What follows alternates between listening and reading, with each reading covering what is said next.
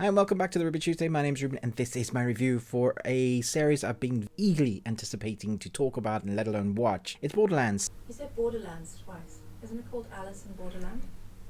Yeah. Hi and welcome back to the Ruby Tuesday. My name is Ruben and this is my review for Alice in Borderlands, as my wife has just reminded me, instead of just calling it Borderlands. It's season 2. I've been very excited to talk about this. There's 8 episodes. They range from about an hour to an hour and 20 minutes for that final epic episode. I will be doing an ending explained on day of release in the afternoon, but for now, this review is non-spoilers. Let's jump in. So if you remember, the end of the 8th episode gave us an inkling as to what was going to happen in season 2, and then we had to wait for a couple of years, and the ending, our core group had survived the beach house, and then there was revealed that they needed to get the next cards, which were of course the queen, the king in their various suits, and they were shown in these massive blimps in the sky. We had no idea what the games were going to be. We just knew that in order to try and leave these games and survive, the games were probably going to be ramped up. And that's what we get in episode 1. That's how you start a season. This season is going to start with a massive massacre. You've seen it in the trailer probably. I'm not going to say who gets massacred or what's happening, but it's going to take you by surprise. You're probably going to be a little bit numb to the amount of death in this season because there's a lot of it, and when they show the violence, they're also amping up the violence, and sometimes it's really brutal. We do have some of our best characters, and we have our 2 main protagonists, Usagi and Arisu, are really the focus and the drive of the storyline, but our core group is split all over the place, and we tend to follow them as they start having to play these games in order to survive, in order to try and figure out where they are, how they got there. They know it's like Earth, but it seems very different. We have our forensic scientist who, her mission is all about trying to figure out what this Earth is like, and as she discovered things, that is a bit of the story reveal as we start to understand that there are some things that are different. We know that already, but we don't know how different. We don't know how these games even come into being. How are they created? All of that are questions that we need answers, and it does kind of keep you hanging and gives you little tidbits of information, but it's not until episode 7 and 8 do you really understand what's happening. I can say there is a completion and a fruition of the storyline,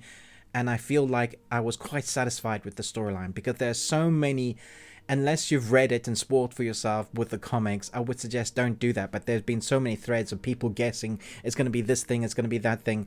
They kind of shine a light on all of those fan theories and then show you what the story actually is, which I liked, which is why episode 8 is so long. There are a few episodes that are brutal.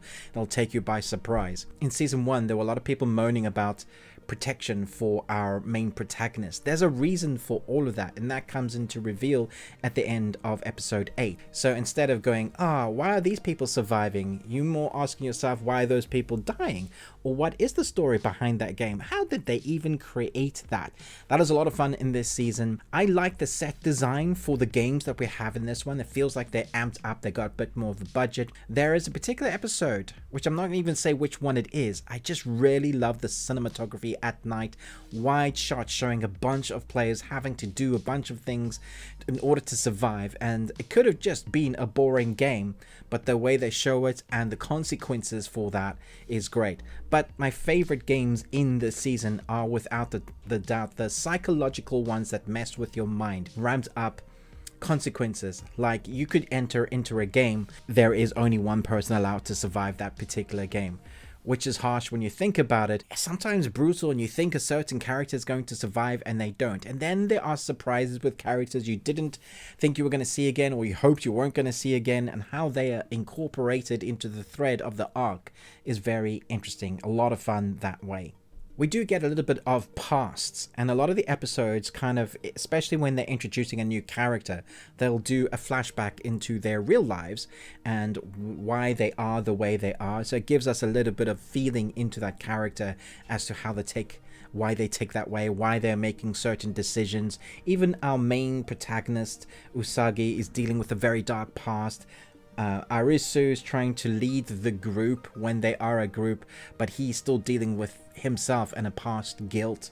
Tata is still needing to find a backbone, and he definitely does in this.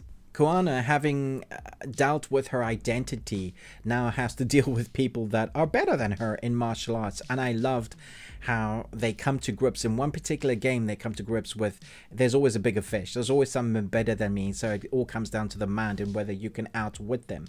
And this is where this storyline is quite nasty, because so many times the people that you're playing against aren't necessarily evil, they are just also trying to survive.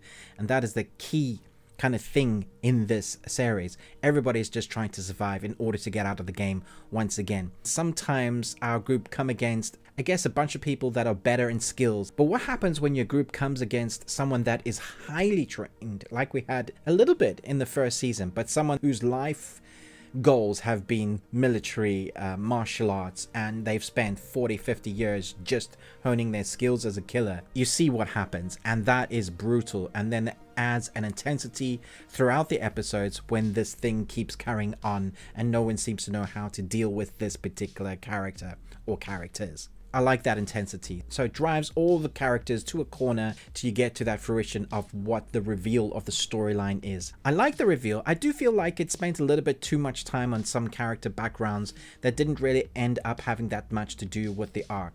I understood why they were doing that, but I feel like in this season they could have shaved off some time, probably given us 6 episodes. The last episode in particular, episode 8, they mess with your mind longer than they needed to, and I felt like it could have been an hour instead of an hour and 20 minutes. It feels like because they knew it was coming to an end, they needed to say goodbye, and it was spending a long time saying goodbye. I didn't think it needed all that. I think they could have spent a proper good few minutes at the end more saying goodbye rather than the lead up to the minutes of the goodbye. You'll understand that when you get to it, but I was just like, I just wish they would get to the end now. You don't need to keep dragging me there. I understand it's not quite what it seems.